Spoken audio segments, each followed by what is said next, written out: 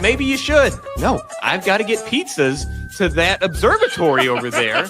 And so you get attacked by some like smoke monster, and you like the pizzas fall off, and you're like scrambling around, like, oh no, somebody Smoke needs monster. the pepperoni. So I'm swimming through 30 weight motor oil. Why are these new additions to your game that your intention was to release this fall? What are you doing? Their primary focus should be surviving litigation. Someone take his phone. I'll do it. Just give me a key card and a red button that turns off Randy's Wi-Fi. It pisses me off that they lump racing in with sports. Then you look at this insert F-bomb, Mario Kart and Sonic Racing lumped in with F-125. An aimless rant. We were just angry.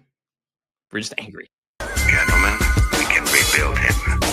We have the technology. What's up, everybody? We are live and surviving. It is episode 61 of the Hardcore Casual Broadcast. He is Jay of F1 Podcast fame. I am Mason of Online Infamy, and we are the conversation at the desert behind you, Crimson or otherwise. How are you, Jay? I am okay, marginal at best. It's been a crazy week, rough week a little bit in a couple different areas, but obviously I'm loving this desert, Crimson or otherwise, that's behind me. And then I had the absolute pleasure of going to see Project Hail Mary, which we're going to talk about at length, I'm sure. But discussed ad nauseum tonight. But here's a spoiler for everybody as far as my review goes. One of the best movies I've ever seen, but we'll get to it. But yes, just a culmination of a couple good things to keep my spirits up this week in Crimson Desert and Project Hail Mary. Well, good. Bear with me. My allergies going crazy, and I survived not only the trials of the Squid Games, but also an open bar. So I've made it. I've pulled through. I'm soldiering onward, and I'm here tonight, Jay. So yeah, happy. Over 40, open bar on a school night. Yeah, it was good. That was a brave quest you went on, sir. Yeah. So just to let everybody, there was this thing where we had like this TV chef. There's a guy that he was featured on like a Netflix documentary thing. It was a chef, Chris Bianco.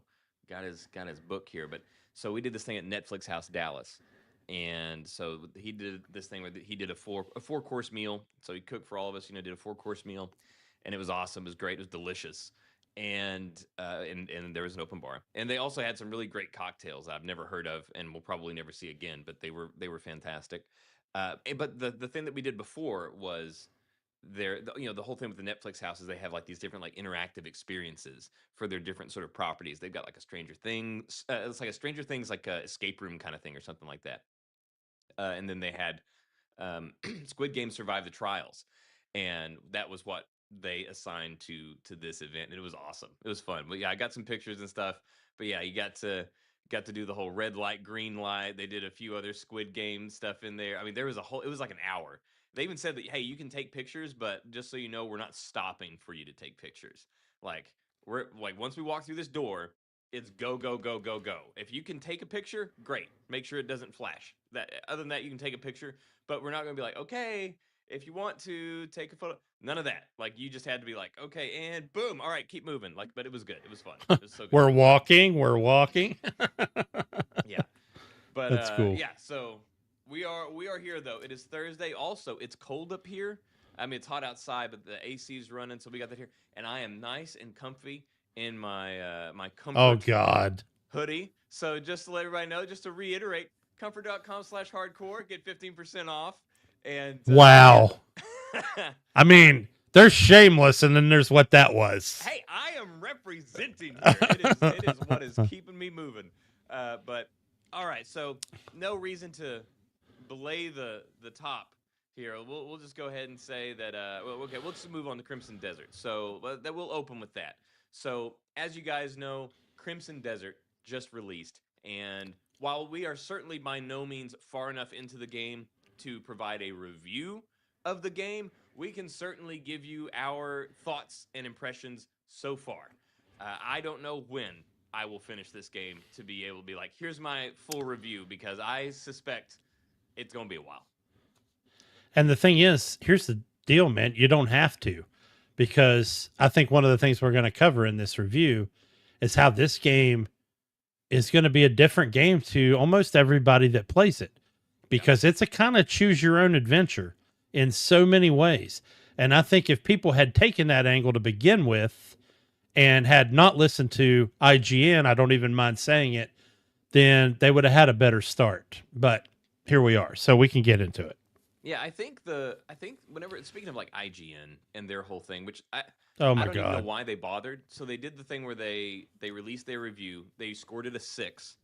People were up, and I mean, let's be real. The whole thing with IGN, the joke of IGN is that it doesn't go lower than 7. No matter how bad your game is, it's a 7. Concord was a 7. Highguard was a 7. Then Crimson Desert comes out and they get a 6. And Veilguard was a 9. Let's make sure we set the stage. yeah, Veilguard got a 9. I'm just going to keep saying it. I'll And probably say it then- 20 times. and then the oh yeah, so they released their scored it a 6. People are Yeah. up in arms about it. They're giving them flack. So they say, you know what? Okay, we're gonna re-review it. So we've heard so much. We're gonna do a re-review, and then Plus, they that scored a 6 shithead that they again. got, admittedly, said he just went straight through the story beats and didn't do anything else I don't know. because he was like, trying to make a deadline. Well, my thing is, if you're going to re-review it, like, there's no point. Even if you went through the entire process and you still decided it was a 6, don't release it. Don't do this whole thing. Don't say we're gonna re-review it and then score it the same. Like, that's dumb. Like, Yeah. at that point, just be like, nope, we've reevaluated and we're standing by our score, instead of being like, we're gonna change it to the same thing. But yeah, I like you had mentioned, I think that the score that someone is going to give it, or the impression that someone walks away with it, it's all going to depend on where you're looking. Because like you said, it's very much choose your own adventure. There's so many things in this game. I mean that in every conceivable sense of the word, the phrase, whatever it is that you're thinking, there's a lot of it. You know, whether it's real estate, the map is huge. Mechanics, there's so many mechanics. Every time I watch a video, I see something, like anytime I see anything on YouTube or whatever, there's always something new that I'm like, I didn't even know you could do that. You know, like, I haven't Yeah. even come across that yet. So yeah, I think that most people's impression of the game is going to be depending on where you look, because scaled back, you know, it's incredibly impressive. The flaws in the game are in the minutia of it. I was gonna say, should we do our envelopes before because we're gonna divulge our envelope data just by talking about it. Okay. Well, so mine may not be that great, because I didn't think about it. Jay had basically taken it upon himself to guess at what some of my thoughts about the game would be, and he has sealed them in an envelope.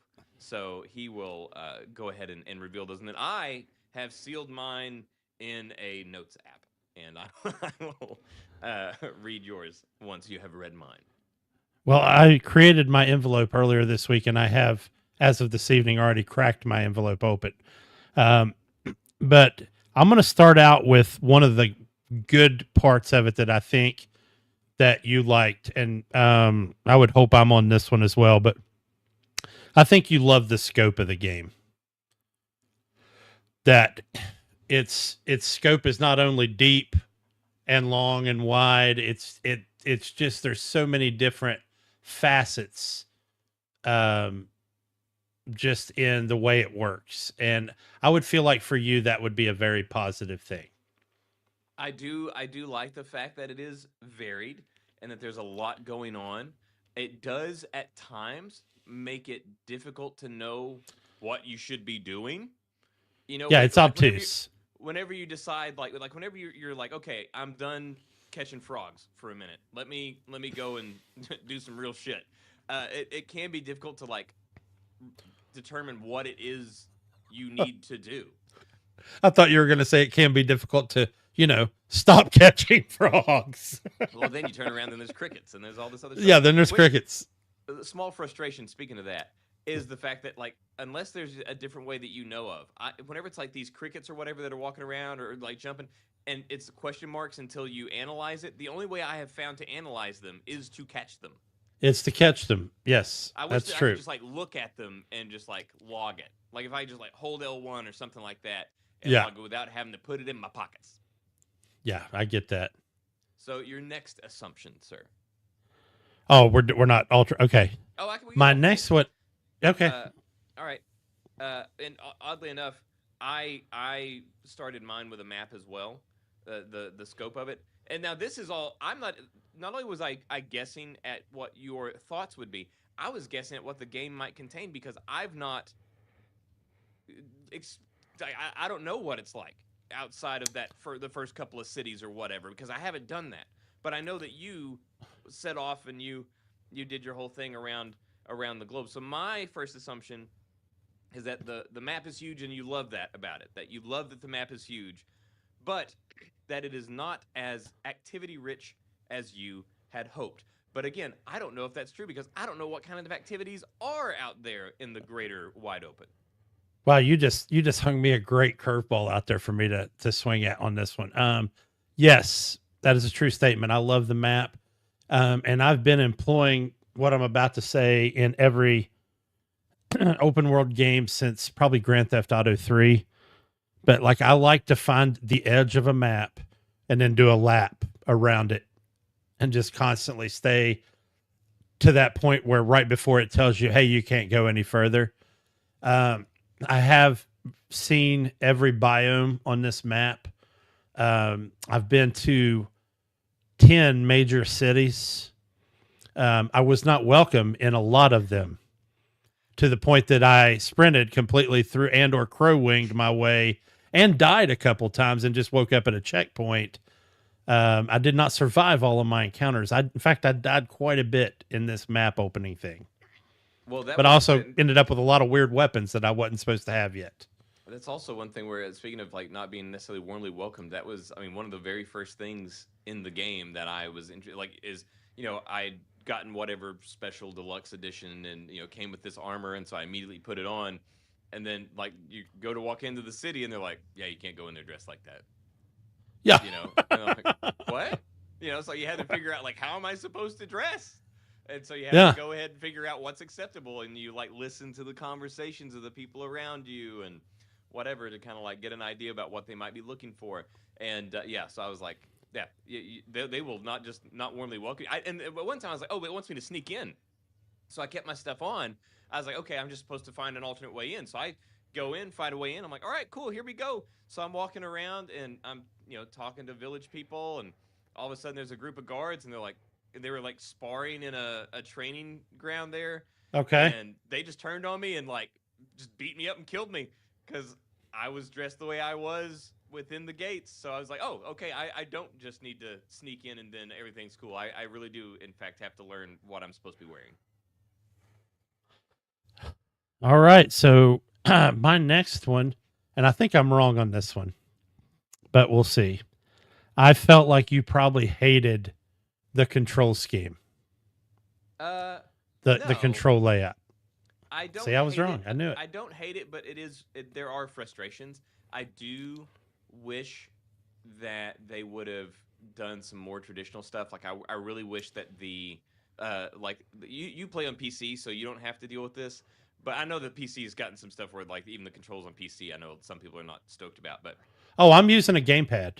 Okay. Well, on the controller, like I like it whenever I have the PlayStation Elite controller or whatever they call it, where it's got the paddles on the back. And and that's what I'm also. And so I have like on the left side, I just always have that defaulted to L3, like an L3 click. And so I like it whenever where clicking L3, the stick is run. And is so sprint. that's my left trigger. And here it's a toggle with X. And I just, that's not my preferred. It's just not my preferred way of doing it. This is crouch is the left stick and X is run. So I don't hate the control scheme. And granted, I understand there's a lot going on whenever it comes to what you can control and what you got to do. So they had their work cut out for them on that. But there are some frustrations for sure whenever it comes to the controls. Yeah, you can blame Rockstar for that sprint mechanic, because they use that stupid spam X. I'm using the Xbox Series Elite 2. It's the same thing. So I've used the paddle as well. But here I am slamming the A button, the X button if you're on PlayStation, to get it to sprint, and then I go to crouch with the B button or the circle button if you're on PlayStation, and I end up dashing, and I'm like, what the shit's going on, man? So yeah, I do wish for more traditional in that. And hopefully this is one thing that they fix. This is one little controller thing, is that I tend to, even whenever it's like a toggle, which this was a toggle, so you move forward, you hit X, Yeah. you're running. You don't have to hold it. But in every other game I've ever played, it doesn't penalize you for holding it. Like if you like, and so that's so I pressed it and I was just holding it. That was just I was just holding X, and or I have the right bumper or the right trigger, whatever thing, set to I have the right, what is that thing? I don't know, flange, whatever the thing is, the paddle. I have the right paddle set to X, so I would hit that to run, and then I would just hold it because it's comfortable. And then whenever I would go to jump, I would find that I couldn't jump. I would like run, and like I was in the sky, so you would need to jump. Yes. And it wouldn't let me jump, and I was like, "What's going on? I can't jump." And so I'd have to like walk up to it, jump, and then go. And I finally realized it's because I was holding X. So you could run, like, so press X, run, and as long as you're not touching X anymore, hit square, you can jump while you're running. But if you held X down, it would not register your press The of jump. square. So I hope that they change that. Yeah, I'm me now too. trying to be more mindful of it, but yeah, it's definitely a quirk. Absolutely. Okay, this one was a simple one, just given our game mechanics that we hate, and I know that they're addressing this to deal with people's concerns. I just had a simple assumption, and I said that you probably hate the horse because it is an ether horse. It is an ether horse. In fact, it has both of my horse problems. Every time I find myself in an area with a long stretch where it's makes sense to get on my horse, almost invariably 25 feet up the road is a group of bandits that I'm going to have to get off my horse and kill. Yes, you can do horse combat, but it's wonky at best. Plus, I like using all my new WWE moves. So I like RKOs I and have seen spine the busters. RKO out of nowhere all over the Yeah. place. So I've been doing that because it does splash damage to like whoever's standing around it. And oddly enough, even though it's a Randy Orton move, I always hear the John Cena music every time I land that thing. But anyway, yeah, you're absolutely right. And the thing is, I love my horse now from an aesthetic standpoint. I think he's a cool looking horse, but I have lots of problems with the horse. So you actually nailed that one. It's coming out of the ether. And it always shows up behind you, not in front of you, which drives me crazy. And it's a 2-second mount. It's got the 2-second mount problem. And you can't rename your horse. That surely Which I just gonna think be is- patched. That's gotta so be. asinine. So I just call him Roach because, that's what we do. Us Witcher people. But I really want to name this one I'm riding now Smoke, because he's got this like gunmetal gray with some white splotches in it, and it's really cool. And anyway, yeah, you nailed that one, man. That was a good call. And this horse literally comes out of the ether. Like most Yeah. games they'll appear behind you, and the horse does appear behind you. But most games they do that so that you don't see whatever sort of machinations are going on behind the spirits to make it appear. If you summon the horse and then turn around, there is a sparkly animation where you will see this thing apparate in front of you. Yes. It is a literal ether horse, as it appears. And then I know the big thing that people hate is that you summon the horse, and I did hate this too. You'd summon the horse, and then you'd look for it, and it's standing over there, and it just stays there. Like, I called you come to me. Come to me. Right. I am your master. Yeah, there was one time I had to chase somebody, and I summoned my horse, And then I'm like looking around, like, where is he? And it's like he had summoned inside of a stall with other horses, or inside of like a fence with other horses. Oh my god. So he was blended in, and like the guy I'm supposed to be chasing is like running off, and I'm like, where's my horse? And so yeah, I had to get on him, go whatever. But it's like, yeah, show up and then come to me. I called you. So yeah. Yeah, you nailed it. It's annoying at best. I even spawned him in one time and he ran from me. When I went towards him, he just kept, and I'd get close again and he'd run. And I'm like, dude, fuck it, whatever. And I just turned around and left and then summoned him again later. But yeah, you nailed that one. So my next one for you is that you feel that the narrative is either lacking or not present at all. Yeah, for sure. The narrative thus far, and I can see where it's picking up, but Right. some people say like it feels to me like it's picking up, but some people that have got there, they're like, it really doesn't. Like it feels like it's going somewhere, but it's not. So this is no big spoiler because this happens immediately after your little tutorial thing. Yeah. Your tutorial level is basically you show up and your fellow people are like, oh, hey, we got to fight the bears or whatever. It's like a gang war going on. And you're like, okay, Yeah. so you do this thing. You've had the showdown.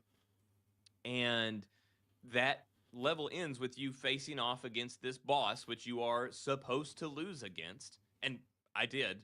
But then it ends with Same. He just like holds you and like, and I mean, stabs you so many times, like eviscerates you and then like cuts your neck open. So, I mean, and then he just throws you over this waterfall. And then the next scene, you're just up walking around and some dude's saying like, oh yeah, follow me, come over to my house. And it's like, Yeah, that was really weird. I thought, so I got to obviously we did the show last Thursday. It released, just before the show. So we got off the show. I went, I played it. I did that. I was very tired. And then that happened. I thought maybe I had gone to sleep. I thought maybe I had I had fallen asleep and woken up or pressed a button and missed something. Right. I was like, wait a second. Like my guy was just, breathing out of his collarbone for a second. And now he's just like walking around like nothing. And I'm like, how did we get here? And then the whole thing with the bears or whatever they were called, nobody talks about it anymore. Now they're like, oh, let's do this. So it's like, there's some kind of wonkiness just happened here. Like, why are we not talking about what just happened? How long ago? Like, I was like, was there a time thing happening?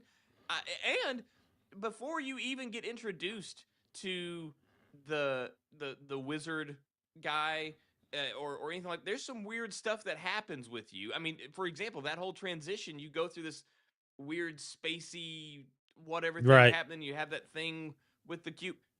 Your guy never questions it. He's never like, this is weird. Yeah, and none of your fellow Greymanes, when they see you the first time, nobody is like, Cliff, how are you alive? I saw you die, that thing. Or even worse, like straight up Highlander, where he's in league with Lucifer. I don't know. I mean, nothing. Not a thing. They don't explain how that whole, I don't even think I heard the White Crow lady say I revived you or I had to. Nothing. We have no idea. Like, yeah. I was like, I mean, it made very clear that, I mean, how could it not have, I mean, he sliced you open. He opened you up like a Pez dispenser, dude. Like, it's like, that shanking was the worst. I mean, he had to stab me like 11 times. He was like, yeah. So yeah, I so far the story is like, like I said, there are things where I'm like, oh, maybe we're going somewhere, but yeah, so far it is a bit disjointed at best. Yeah, and this is where, and a lot of people take that as a weakness, and I do as far as main stories go, but I think this is them trying to say too, it's not all up to us to give you a story. We really designed this world for you to kind of, like I said at the beginning, choose your own adventure. And in a way you can do that. Like right now I'm into this whole exploring and then doing something to make money, whether it's timbering or fishing or whatever. And then going to help a village out or liberate areas that are nearby the biggest city that I'm near. So, and on a side tangent, I'm not going to tell you where it is or even in what direction, but I have accidentally stumbled into the fort where the black bears are hiding out. And if you are, if you have less than 25 hours in this game, do not go there. It is I don't even know what to say. I was running so fast. I'm sure I missed stuff that would have been cool to have, but I mean, I was just trying to get out of there and live through it. Although I did take a couple of them out, and I was there long enough to observe somebody do the clothesline move. So now I have the clothesline. So that was cool. But other than that, I was like, I'm getting the hell out of here. But yeah, you're right.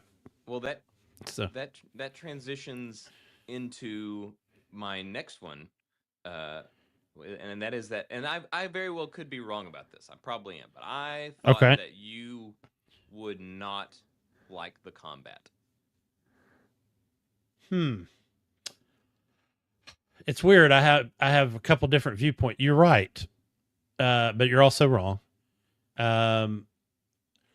I think it's weird that we have this dichotomy of combat where when you're not fighting a boss, you feel like this uber powerful. Unless you're in an area where you shouldn't be, there's really no reason you should get killed in combat just out in the world, right? And I like that because they did something where they're able to put so many enemies on screen at once and make you feel like you're just a small part of a bigger thing. But then we had what we suspected when we talked about it last week is the crazy combat curve between basic combat and boss combat. And it doesn't matter. Like, so I didn't have a problem with the knight in town. I know some people did. I did not. I thought that was a fun fight. The horn splitter fight was bullshit. I mean, I beat him the second time I fought him. The first time I'm like, okay, so this guy's whole deal is that he wants to stay away from me. And, you know, once you realize that if you can just pin him down in one location, he's cake. But then he can cross over into some type of ethereal plane of existence, and he comes back in, and you're like, what the hell's going on? Plus, back then the health items weren't working very well. They've since patched that because the way it started at first, you'd eat a piece of food, and it would gray out some of your bar to let you know that's how much your health is going to recharge to. But it wasn't instantaneous. Now, when you eat food, it just automatically lumps it on. I'm sure that's probably helped out a lot of people with the horn splitter fight. I have not fought the Reed Devil yet, but I have fought his people, the ambushes on the way to him several times already, and they feel like mini bosses. So my biggest problem with it is it's not consistent combat. Yeah, there's definitely there's levels. You know, like I said, Yeah. whenever you're fighting just normal dudes, it's pretty straightforward. They're swinging swords, they're bringing stuff up. It's the typical popcorn thing, and then it's like there's no middle ground between popcorn enemies and bosses. Like there's no like, oh hey, here's a berserker or a brute or whatever, like something that's like something between a nothing fight and a really tough boss. There's not anything where it's like, oh, let's just do a challenge. This guy's gonna have some additional skills or whatever. It's either a throwaway or it is punishing. Yeah. So yeah, I mean, I feel like you nailed it because at the end of the day, while combat is not my central thing that I mean, I love fights when I want to fight, but for me, the game is not that. So, but yeah, I wish it was, I don't know what you would do, but maybe make the basic combat a little bit more difficult so that you're basically getting practice for the boss fights. But those regular combat encounters make you feel great. And then you go to a boss encounter and you're like, I freaking suck. I will say though, it took me a while to realize what was going on. But so this is another one where it's like this weird button assignment where it's like, oh, this button does this and also this. So the L1 on the PlayStation, that is to parry. So if you're fighting somebody, press L1 at the right time and you can parry. Or if you hold it, that's your look, or you hold up your lamp. So during boss fights, I'm constantly spamming this thing whenever they're swinging at me to try to parry Perry. whatever they're doing, but it would register as me looking, and so I would learn moves. I learned moves from every boss because I was hitting L1, and so it was like, oh, he's looking and he's learning this move. So the knight that I was fighting, I learned his double kick thing, like the one in town. I Okay, learned his cool. double kick while I was fighting him. And then Well, beat him that's with it. neat. Yeah. Yeah, I mean, I haven't really thought about that with combat. I mean, I have picked up some of those through combat just by sheer dumb luck, but yeah, While I was fighting Hornsplitter, I learned better dodge. I got that one. But I'm telling you again, that's probably because I was such fear of my life that I just pressed the button somewhere and it came out. So, but all right, my next one for you, and I kind of want to delete it because we've kind of already covered this. Although to me, it's two separate things. So I'd said hate the controls for number 2, but my number 4 is just the wonky interface, which you literally just alluded to. There's videos of people in their home. They're like, "Oh, this is me working around my home using the Crimson Desert control interface," and it's showing press like the on the Xbox, it's X, a square key on PlayStation. They press the square button and they just do a hop jump, or they pick something up, or because X is or square is so many things. Yes. Um, And it's like, oh, press it for this, or hold it for this, or it's not. And then every once in a while, then that's another thing. So along with that stuff, like if you want to talk to people, for a PlayStation controller, it's square. You go up to people, you hit square to talk to them. Hold square, and you'll talk to townspeople. Unless you have to talk to them. If you have to talk to them, so if you're just walking up to random people, hold X hold square, talk to them. If you have to talk to them as part of the mission, you have to press L1 and then hit square. Why? Just because. Who knows?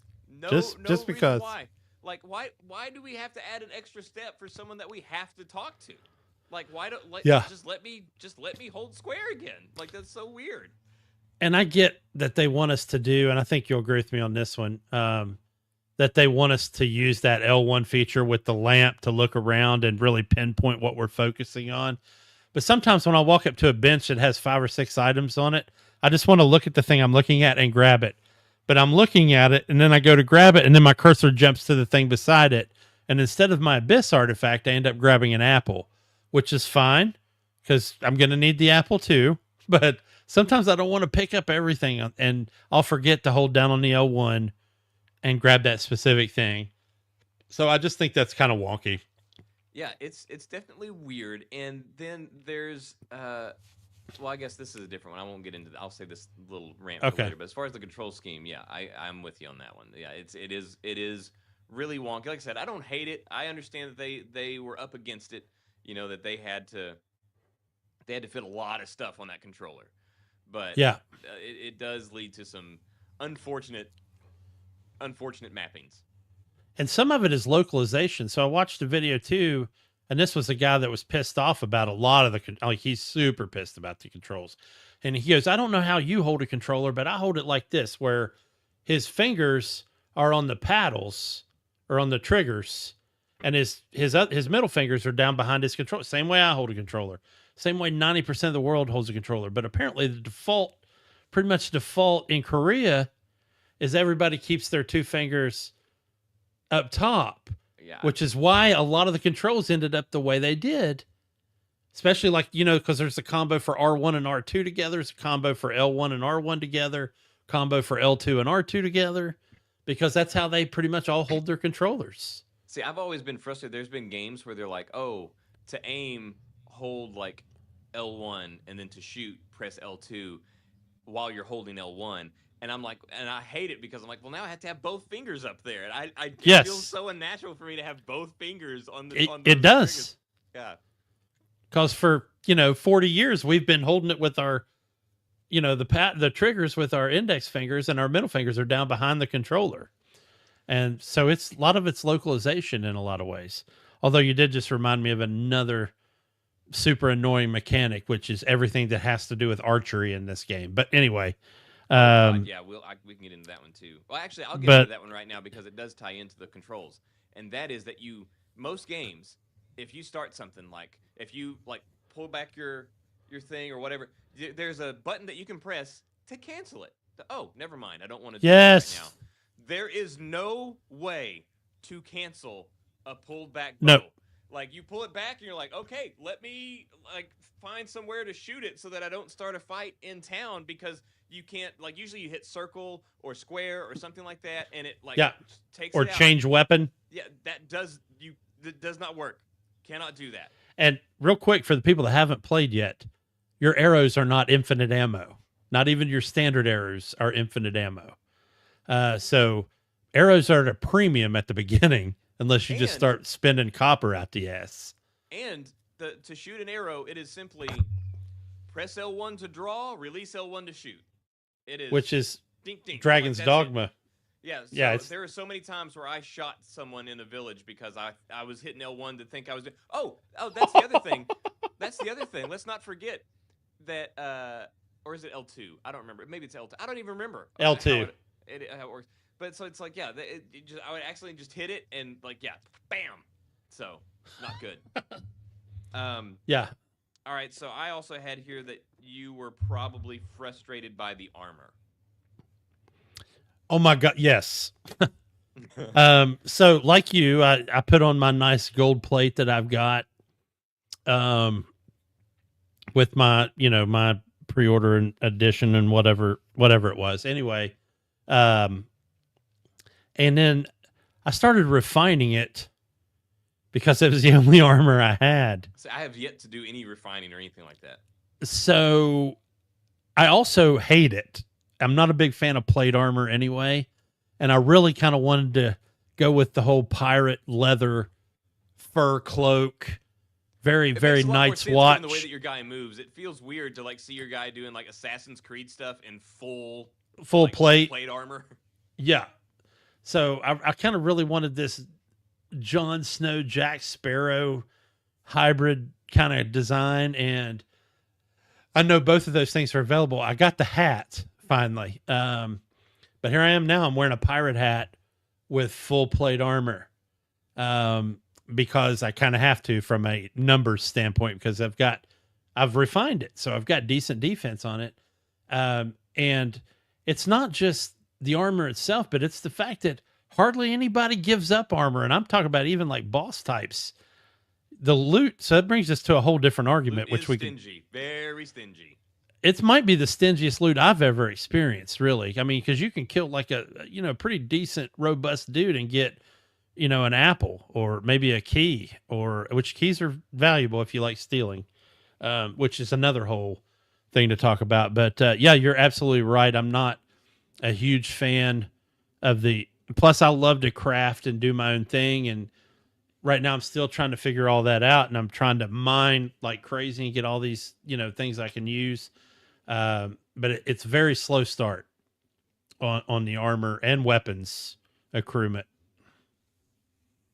One thing that I thought was kind of interesting, whereas like it showed both an attention to detail and a lapse in that attention, and that is whenever you are Cliff.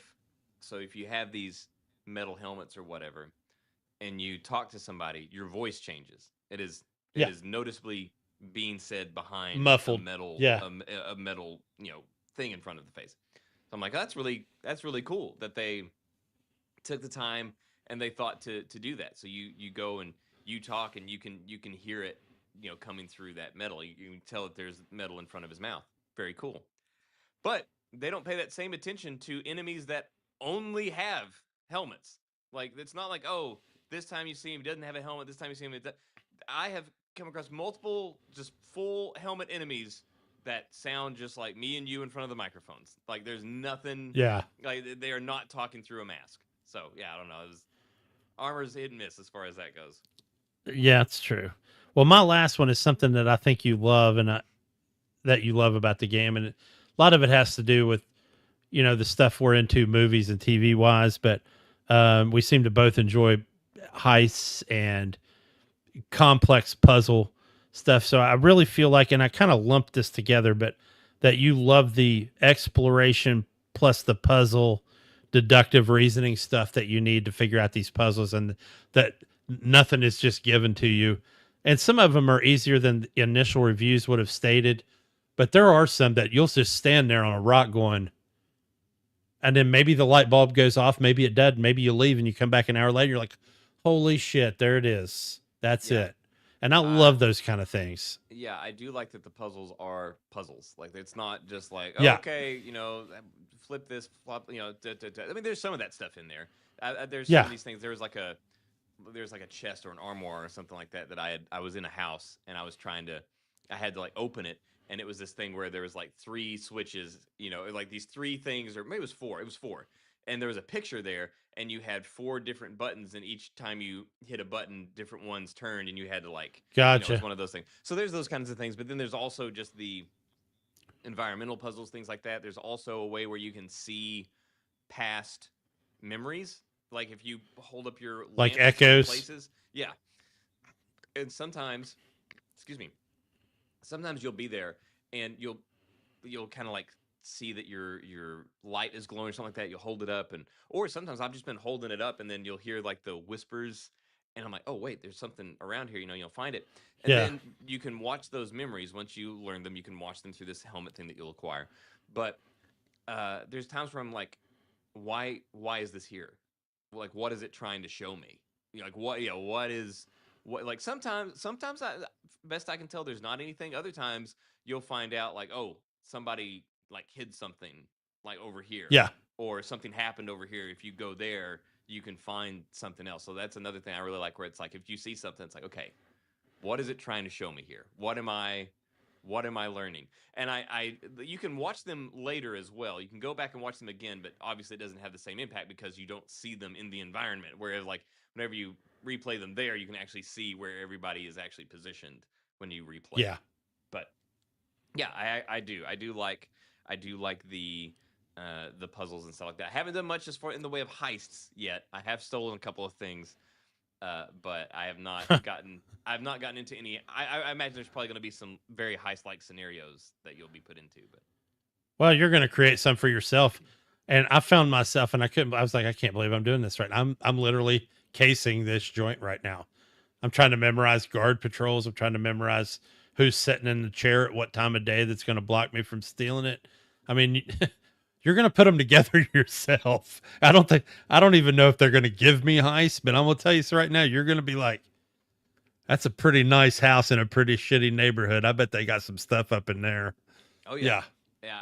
I have learned anytime there's a big house or something like that, and it's got an open window, it's probably worth going in that open window. And I'm going to tell you, like probably any good real thief would tell you, plan your exit before you plan your thieving.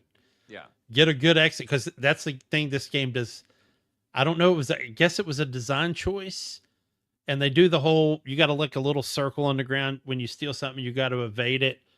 But if you don't, if somebody doesn't, if as long as nobody saw you do it, you get outside the circle, you could be standing just outside the circle with a guard standing there, and they'll act like you never stole anything. So however, I didn't know, because like the first time I stole it happened. I'm like, does that mean that somebody saw me? Like, did somebody see me? No, not right off. Okay.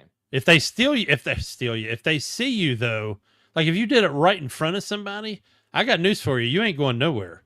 You're going to wake up in jail, and you're going to get what can only be described as such a big fine that it'll probably wipe you out. Might even run you in the negative. Well, it's also funny what it will consider stealing in this game. There was one time, there was a guy, we were in a pasture, and Yeah. I was talking to him, and it was his pasture. It was behind a fence, but there was a flower next to him, and I was like, oh, I'll pick that flower. And instead of take, it said steal. And I was like, oh, well, I don't want it then. Like, I'm not going to steal the flower. But like, Yeah. it considered that would have been a high crime, stealing this marigold from this dude's pasture. Yeah, but there's, the other thing is there's a vendor a specific vendor in every town that doesn't take money. They take, I forgot what they're called, but basically it's your commitment to that city. So it's like a tribute fund. But every time you steal something, whether you get caught or not, it goes down.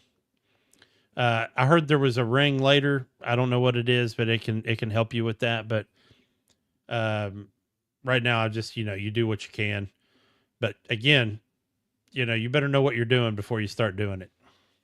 Yeah. Well, my last one is, I mean, I thought it was just given how hyped up you were before it released, and given what I have seen once it is released here, I had that you probably are now even more assured than before. You probably think that this is one of the best looking games of all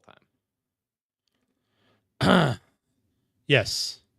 Um, it's I hate to make the apples and oranges argument because for me it's really difficult crossing genres. Star Citizen is without a doubt one of the greatest looking games I've ever seen ever. I mean, it's kind of ridiculous, and I think you're going to be stretching when this new DLSS 5 launches. It's gonna put a lot of games on equal footing, and I get that.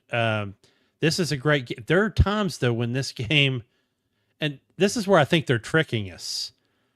There are times when this game looks great, and I don't know how to describe this, and hopefully you get what I'm saying. It's like it looks great in your peripheral, Yeah. and then you spin, and something will look milky for a little bit or something. And I think that's maybe how they're tricking us with this engine. And you get close to the water, and this is weird because most games is exactly the opposite. The water looks great from a distance, and you get up to it and you're like, holy shit. And this one, the water looks great close, but like from a distance sometimes, and it's only sometimes, not all the time, it'll look weird for some reason. And it just, I don't know, it feels like the game looks different every day, but when it's performing the way it's supposed to perform, yes. Like in this screenshot behind me, I think that is a very good testament of the baseline for the graphics. Yeah, I don't know if some of these issues are because, like, I don't know if it's ray tracing run amok, like some sort of over reliance on it, or a weird Yeah. implementation of it, because there's no setting where there's not ray tracing. There's Well, they lower used ray it for tracing their or higher ray tracing. There is no setting where the ray tracing is off, and so I don't know if this is it, but there's times where you'll be walking through a town, everything is sunny, blue skies, everything's great. Turn a corner, and all of a sudden it looks like it's a tornado warning or something outside. It's very dark, very gray, but you look up and the skies are still blue. It's like, is it like doing something weird where instead of just a shadow, it makes everything like if you're in a shadow, it just applies that shadow to everything somehow instead of just the area that you're in. So even the horizon, I don't know. It's weird, but I don't know if that's been polished up any on some of the. I haven't gotten to play much since the last patch, but yeah, I don't know. But it's I been haven't weird. experienced that, but I haven't really looked for that. Now I Well, you're will. also playing on PC with like ultra settings. Yeah. And they made a unique choice in that most games create lighting and then ray tracing is just an upgrade to the lighting. But what Pearl Abyss did, their lighting is ray tracing. So that's why I think it's the ray tracing run amok is because of that, where it's like, and so that if you get into a shadow, it's not just like, oh, it's blocking some of the. It's like putting on the one ring or something. Now everything's gray and mushy and whatever. Like I don't know, but it's weird. It's weird. And you're not the only one that feels that way. There's a lot of people that feels that way. Mine, I can turn ray tracing. I can't turn ray tracing off. I can turn ray construction off, which is another option on PC. But so it limits how many rays can be constructed, basically. So, but then that makes my lighting wonky completely. So I just leave it on. But yeah, I do think this is a great looking game. Yeah. Okay. Well, so there's our 5, but now let's get into just our general impressions of the game. We can go ahead and just quickly run into it and kind of give a little kind of review, but obviously not a full review because we haven't gotten that far through the game. But where we are now with the game, I would say that it is absolutely a great game. but it just like I said, it just depends on where you're gonna. Well, it depends on where you're looking, what you're looking for, and what you're expecting out of it. It is. I kind of thought about it like this is what rocks. This is like they try to do a Rockstar approach to a game with a smaller team. It's like it has that big scope and so many things going on. They just didn't have the manpowers, man hours, and budget to polish it up like a Rockstar game. So yeah, you have all these things that you can do.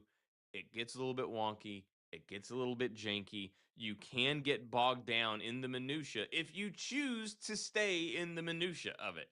You know, if Yes. you want to, if you are electing to continue to drag yourself through all these side quests, there's probably going to be the stuff that will get mundane, and you're like, why am I having to do this? You're going to find all these things. There's a, oh, I got to chop trees. Oh, okay, there's a thing to nail a tent down. There's mining. There's all this stuff, and it's menial, but it's most of it, in large part, is elective. It's optional, and so yeah, I think that if you go in there expecting it to be the greatest game of all time, it's certainly going to let you down. But I think it is a very well done attempt at something this huge, and the mistakes that are made, or the not even necessarily mistakes, but just things where it's like Growing pains. yeah, or where the polish on the details isn't quite as good, or isn't quite as tuned in as some of the things. Like, it's all forgivable because of what you're getting in the overall package, I would say. Yeah. And I know a statement was made on a very specific review where they said it's a jack of all trades and master of none. And I got news for you folks. That's a positive statement. There's a way to take it as a negative, but to be a jack of all trades and a master of none, to know a little bit about a lot of things, there's nothing wrong with that. And this game does do that. And so in that regard, I agree with that specific review, although the positive version of it. I will say this. It depends, and Mason just said it. It depends on what you want. If you want Skyrim, go play Skyrim. This game is a, for lack of a better term, a mishmash between like a Witcher and a Red Dead and a Zelda Breath of the Wild and Farming Simulator and a lot of different things. If you want to be a lumberjack, you certainly can do that. The attention to detail that they did pay to things that most games would never even think of, to me, blows my mind. And I'll give you a clear-cut example. When you have raw meat, it'll give you a health boost. When you cook it, it'll give you more health. I've still not But you cooked can a single meal. So, wow. So, well, you're still early, dude. I'm not going to jam you up for that, but you can take a piece of meat out of your bag, throw it on the ground, hold your sword up and focus the light, burn the meat, reach down to grab it again, and it'll say grilled meat, which I think is fantastic. There's things that aren't so cool that I wish you couldn't do. I saw a video today of somebody drowning raccoons so he could skin them for their furs, and he would just, what you said, you have to pick one up to identify it. He would pick up a raccoon and then walk into 4 foot of water until it stopped moving. And then he would let it go and it would say skin, and he would skin the raccoon. So you can drown animals in this game. Good Lord. I did. I walked around and there were cats, and so I picked up one of the cats and I walked around carrying a cat, like petting the cat while I talked to. You can still talk to everybody and do all your stuff, and so I was doing that with a cat. I was like an evil villain. Wow, man. So Ernst Savro Blofeld over here is walking around with cats and talking to people. So another thing that I thought was weird was sometimes, like when I'm going through on my horse, I'll just jump through a farm, to avoid like a square piece of road so I can just cut it off and make it a straight line. But some farms you jump in and you'll hear somebody go, hey, and then you'll get a bounty for vandalism. But it's not all the time. So I think that's neat that it plays, kind of a selective on whose farm it was that you ran through. Some of them won't care and some of them will. So, that's neat. I will say one of the things that that I've gotten some specific examples on. And apparently, maybe it has something to do with settings as well, because it seems like some people didn't have this problem, but a lot of people I saw online did because I had to look it up. Uh, and that is like, for example, first of all, the instructions that they give you are usually lacking whenever it comes to the various activities. Whenever it like pops up like, hey, this new activity is a thing, so it'll give you a quick and dirty like breakdown tutorial of what you're about to get into, and that tutorial usually sucks. So like there's one part where you have to go into this town and arm wrestle a guy to get like a shilling or whatever, like get a little copper to use. So I sit down and I go to arm wrestle this guy, and it tells you, okay, you're gonna have to tap square or X or whatever it was. Um, and so I'm like, okay, and so I'm doing that, tapping square or whatever, and then all of a sudden X pops up on top. It didn't say that X was going to pop up. But then whenever it pops up, it's got like the dial going around the X. So it's got the X there, it's got the dial going around it. And so typically it's like either you have to stop it within a range, or you have to hit it before the thing goes all the way to the top, right? So I'm like, okay, well, there's no range, so I'm just trying to hit it. And then every time I lost progress. It was not working. And I kept failing and failing. I looked it up on Google, and finally somebody's like, oh, it's because the range is not like, it's almost imperceptible. Some people, like Rob said, he could clearly see it. Yeah, I He could did say, clearly see it.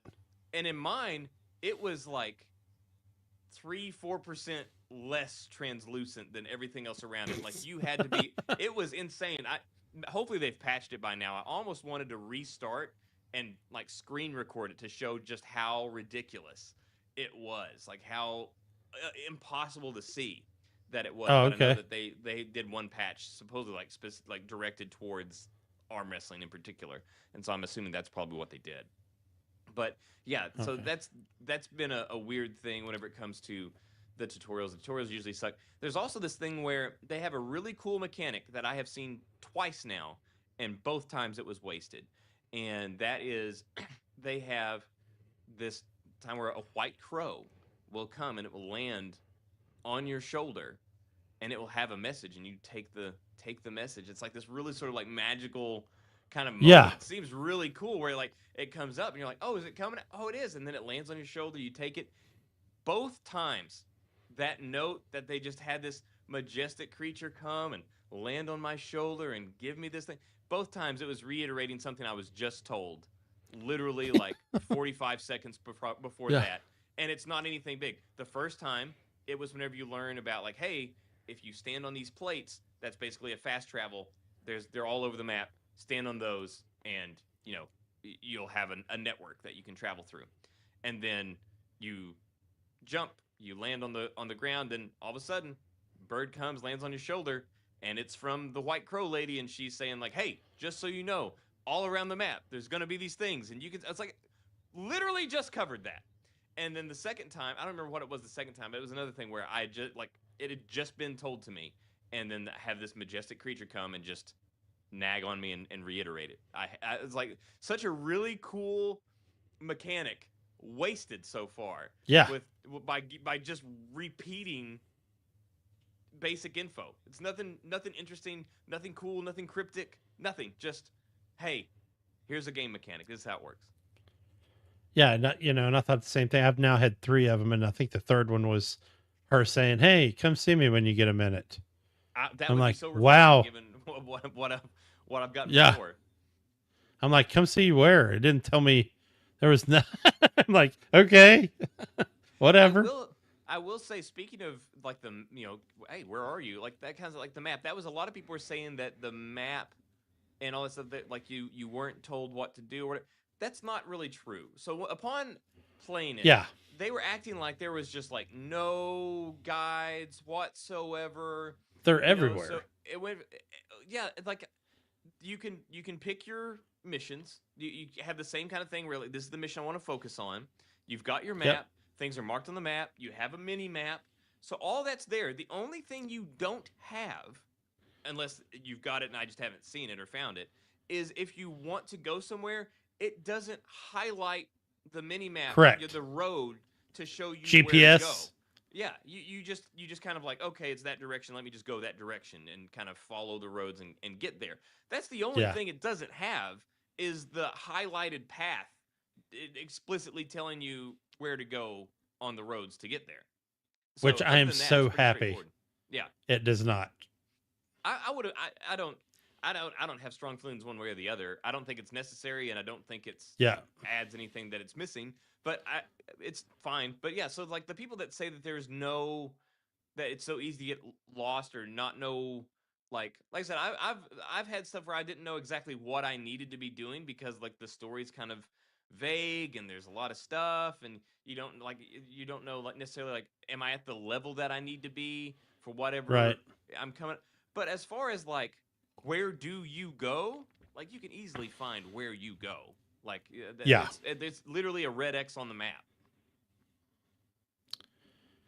I don't know. Any other thoughts on the game, Jay?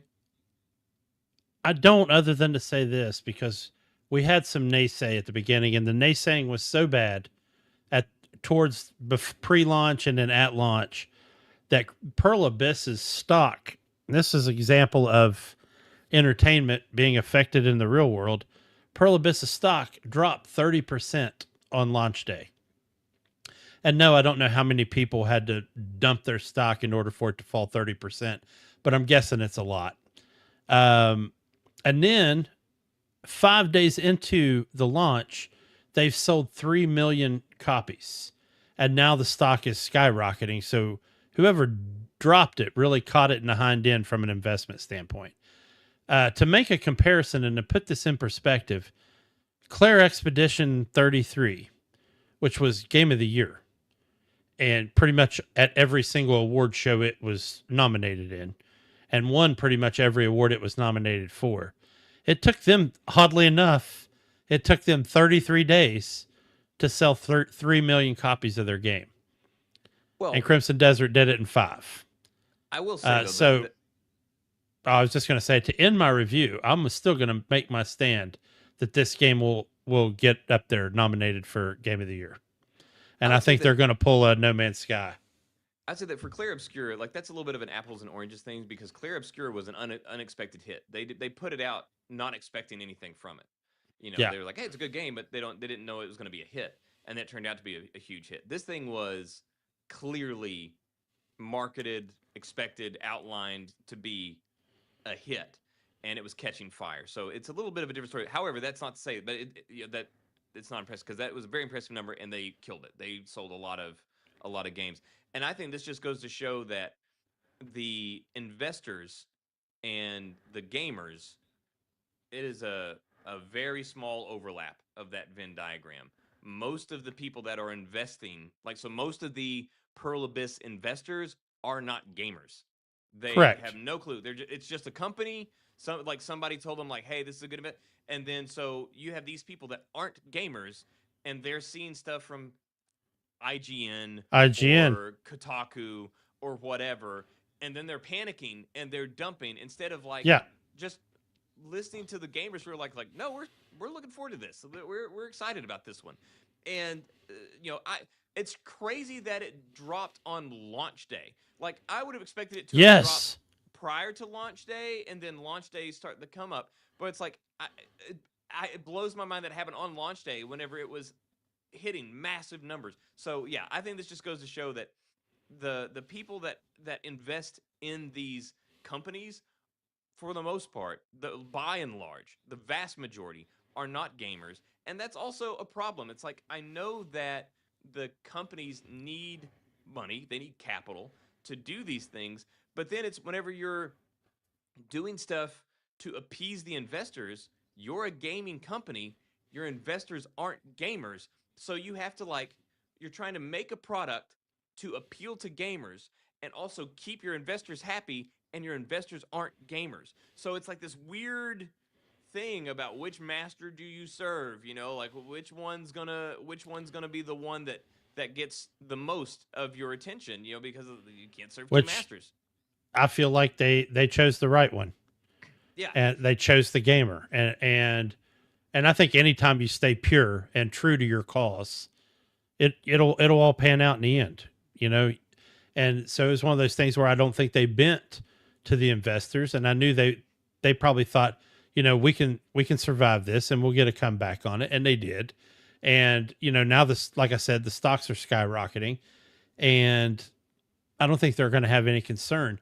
The other piece that I want to mention in closing, in regard to this game, is we also have a company, a dev team, that not only listens and hears feedback, but acts on it almost immediately. The first big patch we got to 1.03 or whatever it was, like 2 days after launch, addressed pretty much everybody's launch day problems and fixed them. We got storage. We got private storage in our. They have a running list of known issues. Like, hey, yes, it might not have been addressed here, but these are the issues that we know you have that we're working on. Yeah. And so many companies don't do that. Some companies do the worst of it, which is, we hear you, we're listening to your feedback, we're working to resolve it. And they either don't, or they resolve some stupid issue that nobody gives two shits about. So this is a clear-cut case of a developer, much like a Hello Games or a CD Projekt Red, which works to actually help their fan base. So that's all I'll say in closing. It's a fantastic game, no matter how you cut it. Are there going to be people that it's not for them? Yes, but Madden football's not for everybody either. So make sure you're in it for the right reasons if you purchased it. But if you're a role player, or an action player, or a sim player, it's a good game. Pick it up. You will enjoy it. Yeah, I would say if you are, just based off of what you're hearing or whatever, if you are expecting the game to magically cater to some unknown, they like to scratch some itch that you have, or to become something that you never knew you wanted, I'd say probably don't get it. But if you've been watching and looking and it looks like you would enjoy it, you're gonna enjoy it. If you think like, oh, I don't know if it's for me, then you should hold off, because it's probably not gonna magically be the thing that's gonna complete you. But if you've watched and you've like, hey, that looks interesting, you will probably enjoy it. There is something there for you, and it is it's not an RPG. It is an action adventure game, but it feels like an RPG. It feels like an action RPG. The only thing that keeps it from being an RPG is you don't have like levels, the companions that you can really like grow and like deepen your relationship with. You don't have dialogue trees is essentially it. You don't have dialogue trees, and you don't get an input in the story. Outside of that, it is every bit an RPG. The exploration is crazy. There's so many people to interact with. It's wild. It feels like an RPG. It plays like The Witcher, and has like elements of Assassin's Creed.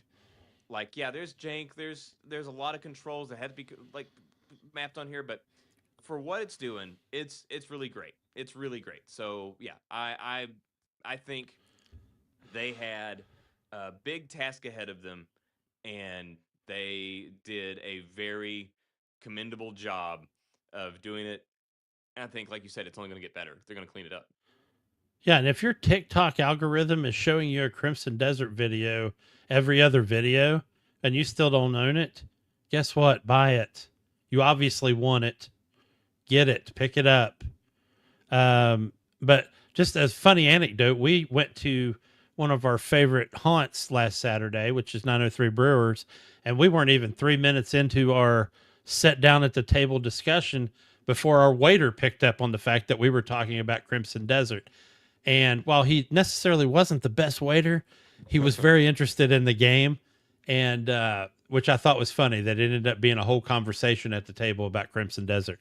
So anyway, that's all I'm going to say about it. We've killed this horse to death. Yeah. Okay. So you are frozen. You must have YouTube up. I do not. Oh, well, okay. Well, you're moving again, so that's good. Sometimes you freeze and I just don't tell you. So do you have any more game stuff, or do we want to just go into the movies? I do have some game stuff. Where are we at? We're already at an hour. Yeah. So the one I definitely need to bring up, because this is going to be important to people that watch our show and to us, but The Expanse Osiris Reborn, and I'm going to mute the sound on it, and just got have some it. absolutely major. It's got sound. It doesn't now. Okay, so there we go. So we got new footage of The Expanse, and you can see here this. You see a sign that says "Remember the Can't." There's Holden right there. But we got new footage of Osiris that came out via Gamescom. We got to see our first look at the dialogue tree, which you just saw for the first time. Brand new footage of some of the characters and companions, which you're seeing right here. But the thing that I want to mention for anybody that pre-orders the collector's edition or the Miller DLC, you will have access to a closed beta on April 22nd of 2026. Wow. So next month. Next month. Yes. Wow. The targeted release date for the game is spring of 27. So basically a year from the beta, the game will release. Sorry, I just ripped the Band-Aid off there. I thought you would say that. I was hoping you'd say that. Of course, I'm getting super old now, so I don't like anything that starts with a year. But here we go. But yeah, so spring of 27 release. I think that's very hopeful, and I think it's attainable if we're talking about doing a beta. Here's their version of the Elusive Man, I think. But the fact that they're doing a beta next month tells me that they're far enough along to they feel like letting people play it and touch it. So apparently in the beta, we got some information on it as well. We are going to be investigating something on a remote space station where we'll run into some of our enemies, our first group of enemies, which might be another security team. But we'll get some companion gameplay. We'll get some of the gameplay they've talked about with the strategy and that business. But I mean, don't look forward to this being, a 6-hour beta. I doubt it'll be that. I'm sure we'll be able to play quite a bit of it during the closed time, but I'm betting it'll be like a weekend if I had to guess. Well, this is also a situation where it's like a true beta. Like most betas, it's like, oh, we're doing a beta, a month, 2 months before the game releases. Well, any feedback that you get on that beta, like you're not gonna be able to do much based on it. You might be able to do a couple of tweaks of some sliders and stuff like that, but any big things you're not gonna be able to address. If doing a beta a year out, I mean, if they have plenty of time to react to any feedback that they get. Yeah. And man, I don't know about you, but it looks fantastic. Yeah, it looks great. It's also probably going to make use of DLSS 5, which will make some of these animations look great. It looks like they're using it on some of these already. But from what I can tell, it looks very much in line with the television show. So that part of it is going to be great. And really looking forward to The Expanse. The other one that's coming out that I know you're excited about it as well, and we don't talk about it enough, is Exodus, which is headed up. The project runner is Casey Hudson, who's famous for Mass Effect. And, of course, it stars, at least narrating, Matthew McConaughey. So I'm going to throw it up, and I'll mute it as well. Looks like we got some. Wanted to get it into some of the combat. But some interesting footage here in this video. Well, it was in 1440p, so it's going to be lagged out probably. But you look at that, man. I mean, it is sharp graphically. It's looking good.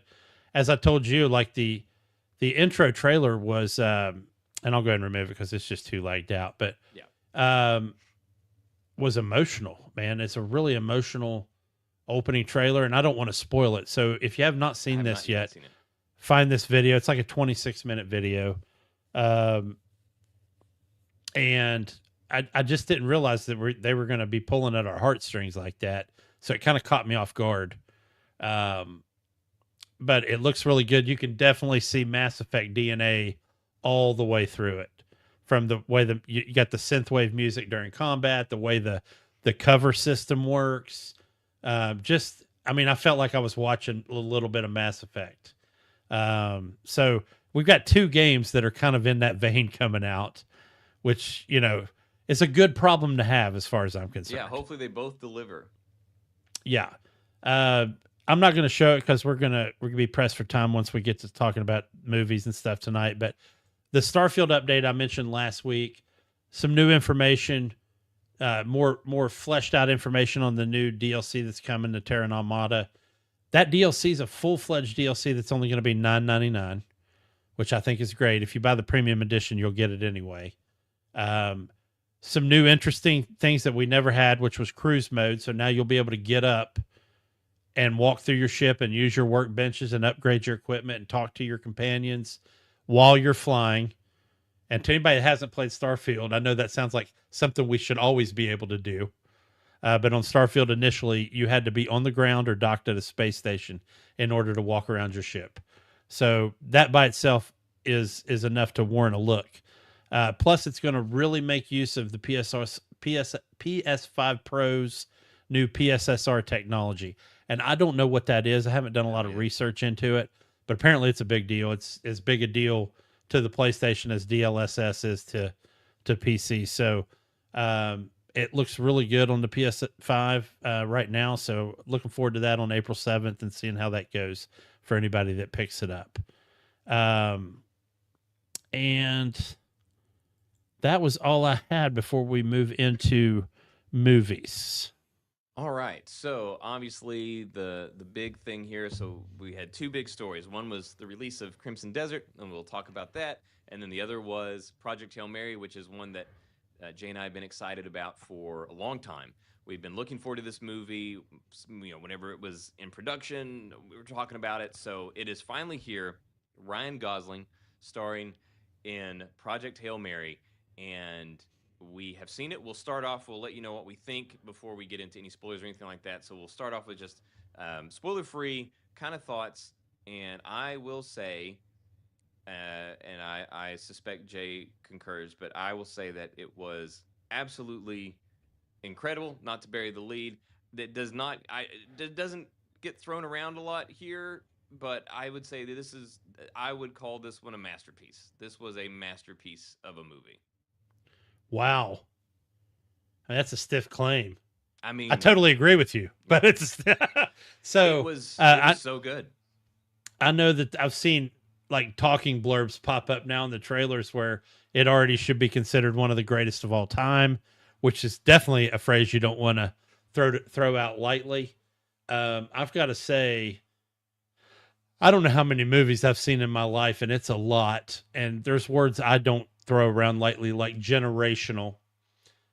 This is a generational movie. We don't see those very often. I told somebody at work asked me, "Hey, what I thought about the movie?" And I said, "I'm not going to do this over a text." I said, "Walk back into the warehouse and I'll talk to you about it." And he did. And he said, "So how was it?" He goes, "I don't have much time. I've got to leave." And I go, "Okay, then I'll just tell you it's probably one of the best films I've ever seen." And I said, that's not a throwaway phrase for me. It doesn't matter how good a movie is or how much I like it. I can almost always find something I don't like. In fact, when it's a movie based on a book, a lot of times will tear it up for deviating from the book. This movie was flawless. I didn't find even the things they changed from the book. I did not have a problem with it because they made the movie better, because it's two different mediums. You can have a lot more exposition and a lot more detail explanation in a book and keep your reader interested. You can't do that in a movie. And so I found those things that they did change comforting and as a way to move the plot along. And I thought the pacing of what I thought was going to be a very just dense movie was perfect, man. It was very well paced. The story was super engaging. Yeah, and even at the end of 2 hours and 46 minutes or whatever it is, I still wanted more, even though I had read the book and already knew how the story ended. But it felt like I hadn't been in there that long, and it was very good. So, yeah, if you haven't seen it, go see it. If you got ADHD, probably not. But it was very good. I would say like this is much like The Martian, where it was a very grounded, gritty, sort of realistic approach to it, where there was real math involved, and this like, hey, if this happened, this is actually a scientific sort of approach to how can somebody survive in that situation. How do we go and get them? This is a thing that Andy Weir, the author of both The Martian and Project Hail Mary, this is a thing that he is very particular about. He wants these things to be explainable. He wants them to be real in the sense that the math is real, the science is real. There's something is tying this all together because that obviously anchors it in this believability. And so it's very much that way for The Martian, and just like that in this one, where everything has a reason, everything is explained. I wish I know why they did it. I know why they went ahead and showed everybody that there was an alien, because that's their baby Yoda. They wanted everybody to fall in love with Rocky before, they wanted Rocky to get people Yeah. to the movie. So I wish And that they had to sell hadn't- those popcorn buckets. Yeah, I wish that they hadn't done that, because Yeah. in the book it's such a cool moment whenever you've been sort of like on this guy's lonely journey, and then he sees another ship, and you're like, oh, are we getting aliens? Do we get aliens? And Right. You get aliens. And They killed so- that for movie viewers there. Yeah, you're right. You knew from the jump that there was going to, so you don't get that sort of like, oh my gosh, this is so much more than I thought I was getting, Yeah. But they did a great job with the approach to it, the storytelling, the writing.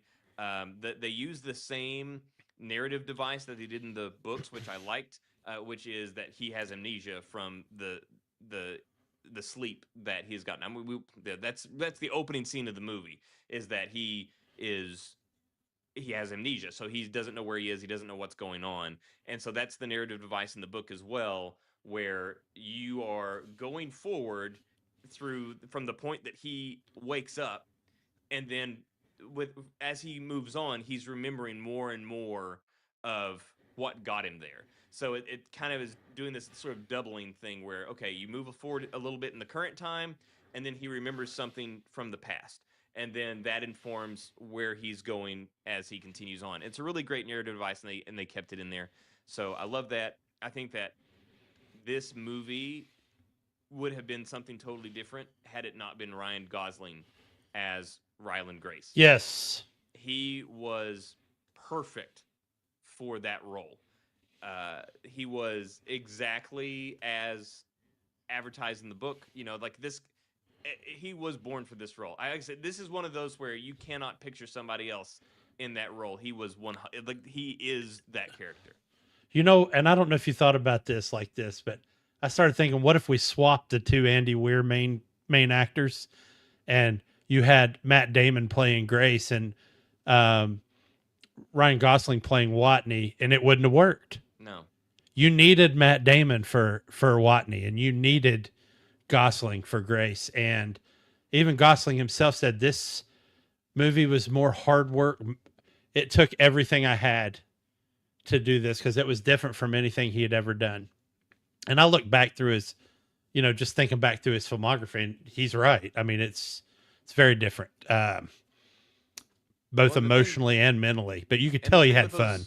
And the thing with those characters is that Watley in The Martian was incredibly smart and incredibly capable of what he was doing.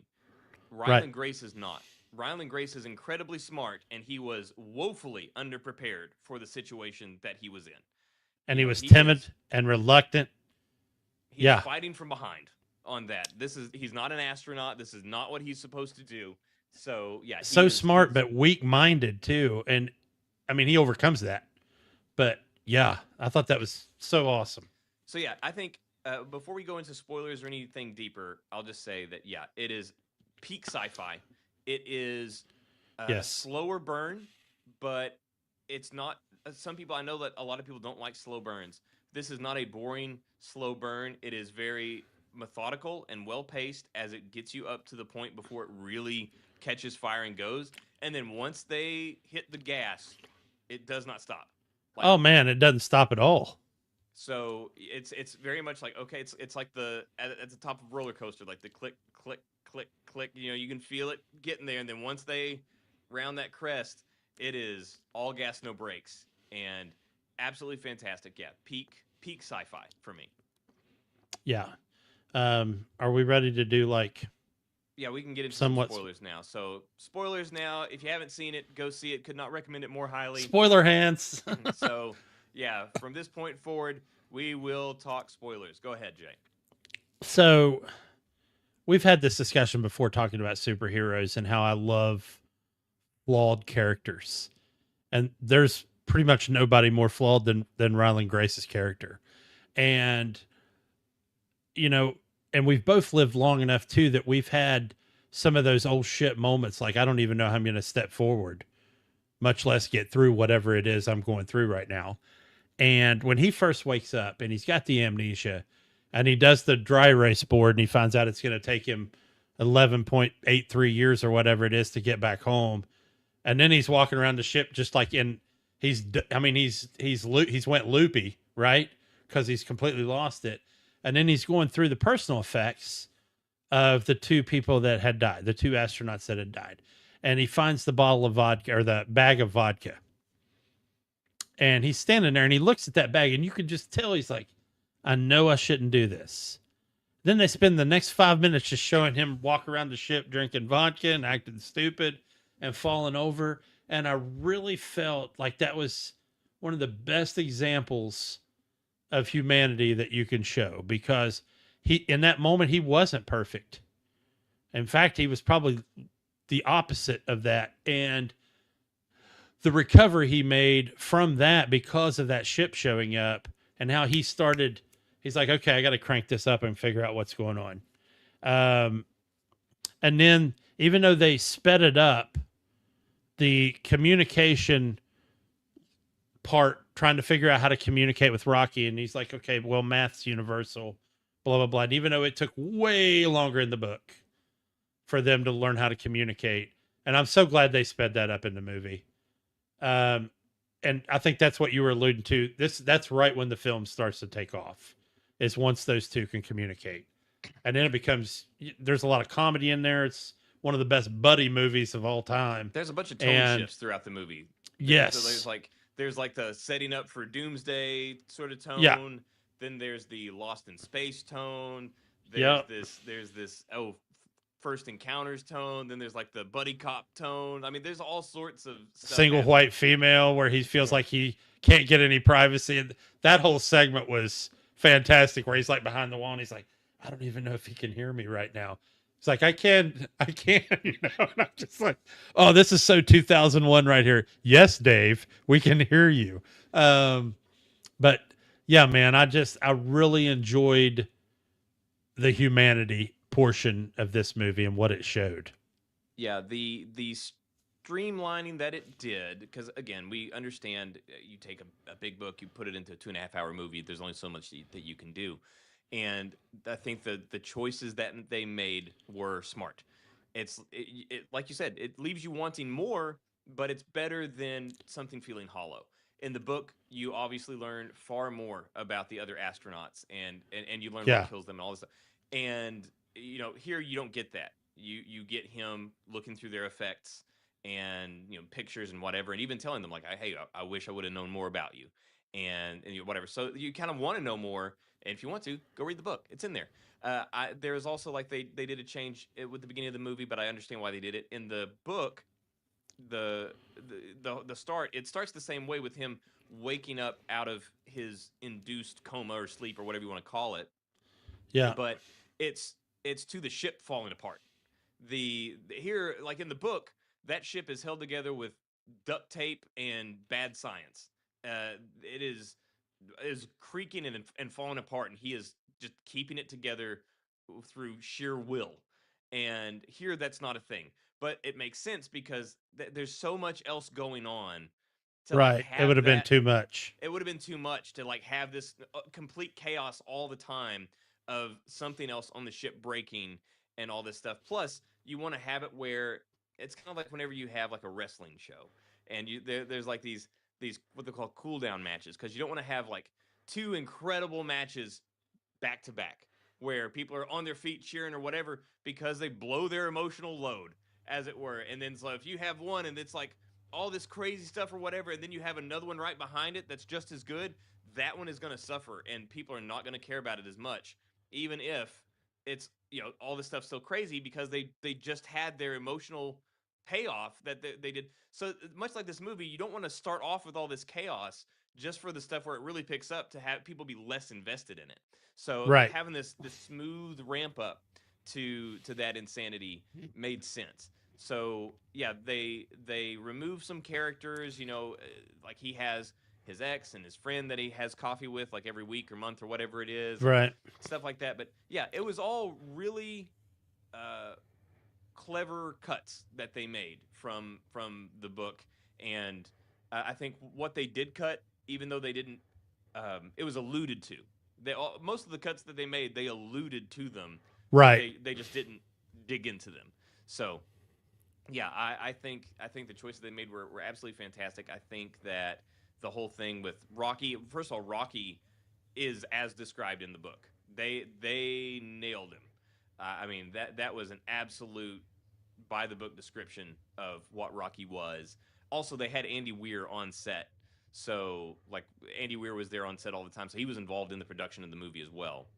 And yeah, I thought they did a great job with Rocky and all the other set design as well. I mean, the sets, everything was so believable. Also, Rocky was a puppet, so Rocky was a Yes. practical effect, and it And one of the shows. puppeteers ended up landing the voice role because he was so good at it. So that thought that was cool as well. Yeah, there's so much that I could say. I mean, the whole thing. Even though obviously it's very much Ryan Gosling's movie, the supporting cast was great. The person that played the girl that played the person in Strat. charge. Yeah, like she was great. The guy that played Carl, like Yeah, man, come on. much less of a role in the book. This is one case in the movie where that role was actually increased for the Yes. movie, and it was such a better. It was also really like as you get less of Grace from the book, because obviously we're in a much shorter timeline. I thought the relationship that they had between he and Carl in the movie helped get over his personality, because that Yeah. that is his personality in the book. He's very sarcastic. He's very witty, and he approaches things with humor, a lot of times inappropriately so. But that's his thing, and so the relationship that he had with Carl was a way to kind of like shortcut that to the audience to show like what his personality was and how he handled dealing with people. And yeah, I loved that one. I loved his whole little thing with Carl, and that whole sequence. I loved when he met the scientist. I call it the whoop, there it is scene. That was perfect, man. When he was talking about it, how he figured out how to make them breed. Yeah. And just opening was so. Carl and I are fathers. Yeah, Carl and I made a baby. We made a baby. Whoop, there it is. And but man, I don't know what else to say about this movie. Yeah. It was you have to go It's- see it. They also do a really great job of letting you, because that's the great thing about the book too, is you feel what Ryland Grace is feeling because you're learning things as he's learning them. That's the great thing about the narrative that it's doing, the narrative device of like, oh, he's got amnesia, he's remembering as he goes, as he remembers, it tells you. So you're always on equal footing with Ryland as he's going through it, and Yeah. in that same way, you feel lost in space as he's in there. Like they do. I don't know if. I'm sure it's a mixture of things, from camera work to Ryan's performance to the sort of like the zero G stuff they do, but everything is so convincing that it's space. Like it doesn't feel fake, it doesn't feel cheesy, or it doesn't have the typical CGI sheen to it. Right. It's just great. So you get to feel lost along with him. You get to feel loss as he feels loss. Like you feel in the movie, just like in the book, you feel right along with Grace's character. You feel lost Yeah. when he feels lost. You form relationships with the people that he forms relationships with. It's I guess we can talk spoilers. So like the part whenever he thinks that Rocky is dead, there were a lot of people in the theater that thought Rocky was dead, and I heard numerous people crying after that. And the fact that, and the way that they did that scene also was difficult to watch. Like you've grown so attached to Rocky, and then it's one thing to read it, to then see it was brutal. It was brutal. I loved how he did not, and I'm talking about Rocky, he didn't hesitate for a second to leave his pod to get Grace to the med chamber, right? And I love it, the fact that, and I said the no hesitation, but a lot of times in movies they'll have that person that knows they're going to be damning themselves to save somebody else.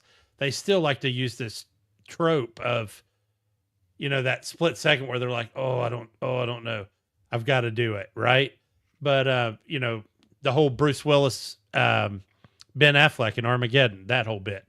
But Rocky, not a second, blew his pod open, went right for him.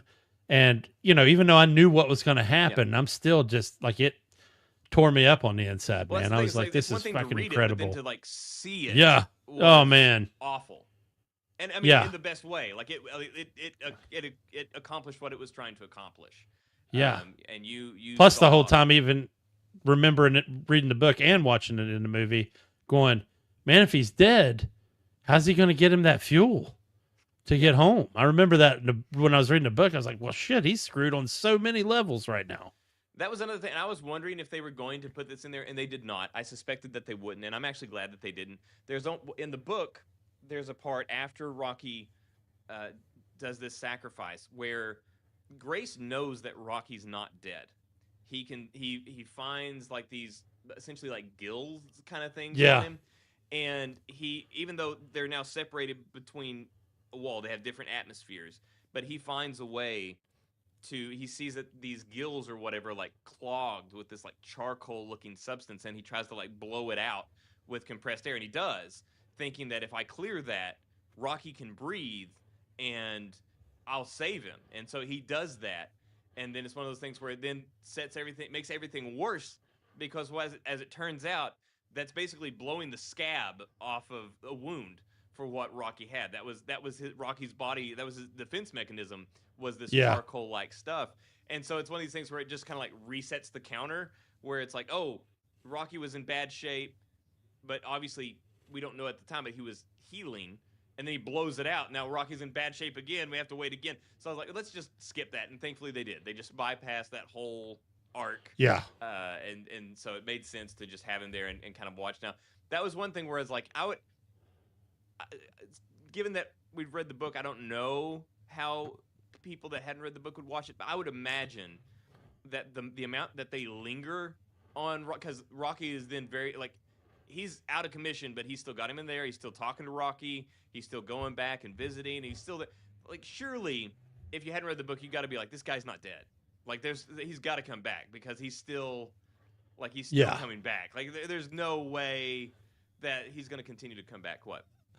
When he started pecking on, I mean, we heard audible cheers in the theater, which was crazy, because you don't hear people get crazy in movies anymore.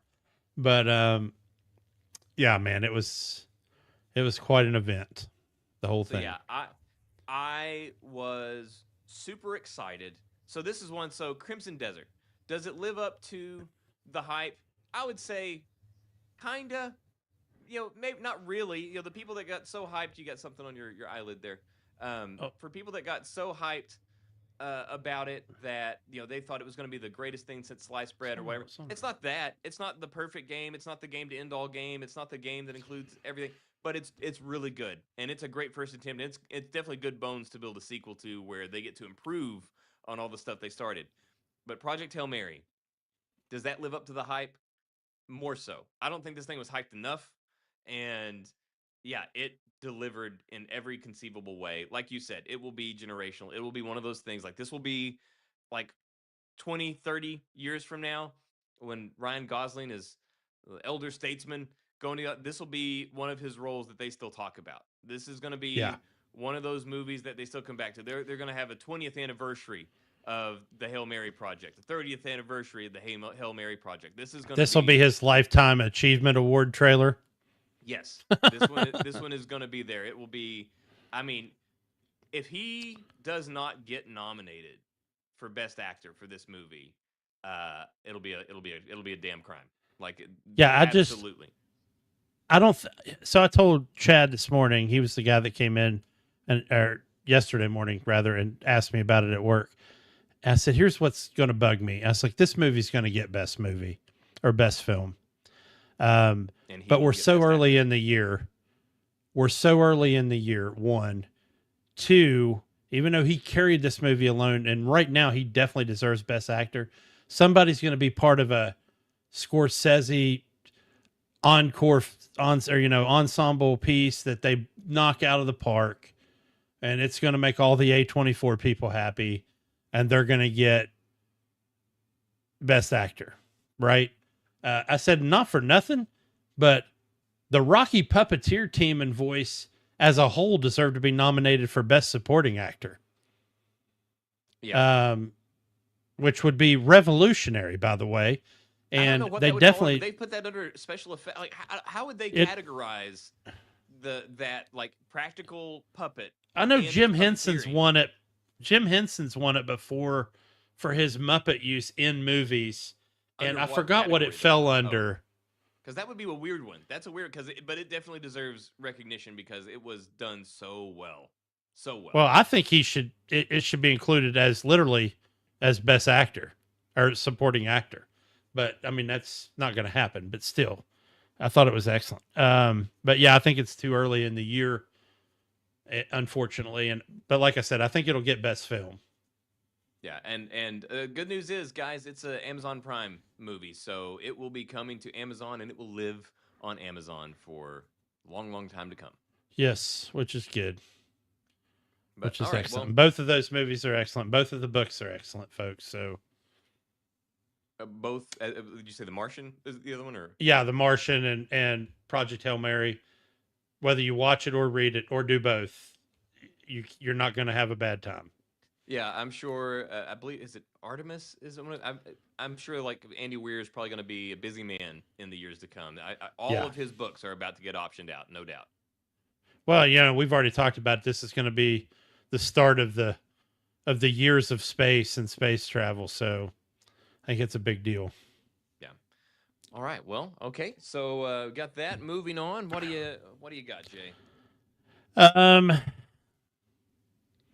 We're at 141, and I'm going to go ahead and switch to TV, and I'll table a couple of the things I had.